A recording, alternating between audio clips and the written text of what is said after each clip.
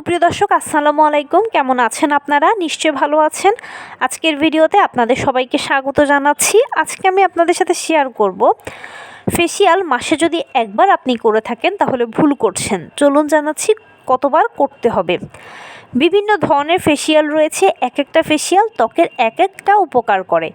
তবে ম্যাক্সিমাম ক্ষেত্রে মানে 90%-এরও উপরে আমরা সাধারণত হার্বাল ফেসিয়াল বা ফ্রুট ফেসিয়ালটা করে থাকি। এই দুটোই কিন্তু মাসে একবার করে করা হয় এবং প্রত্যেকেই মোটামুটি মাসে একবার ফেসিয়াল করে। কিন্তু মাসে একবার ফেসিয়াল না করে মাসে চেষ্টা করবেন 2 থেকে 3 বার ফেসিয়াল করতে। সেটাও যদি সম্ভব না হয় তাহলে 15 দিনে একবার করে করবেন ফেসিয়ালটা।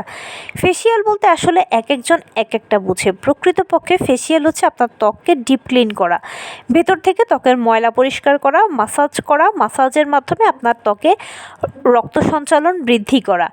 কেননা যখন আপনি পার্লারে যান, যখন ফেসিয়াল করেন, বিভিন্ন প্রোডাক্ট যখন অ্যাপ্লাই করা হয় তখন কিন্তু কর্মীরা 10-15 মিনিট করে প্রত্যেকটা প্রোডাক্টকে আপনার স্কিনে মাসাজ করে। এতে আপনার স্কিনের ময়লা যেমন একদিকে পরিষ্কার হয়, অন্যদিকে মাসাজের ফলে আপনার ত্বকের রক্ত সঞ্চালন ভালো হয়। আর যখন ত্বকের রক্ত সঞ্চালন ভালো হয় তখন ত্বক পুষ্টি পায় এবং ত্বকের বিভিন্ন ধরনের সমস্যা ভেতর থেকে অটোমেটিক সমাধান হয়ে যায়।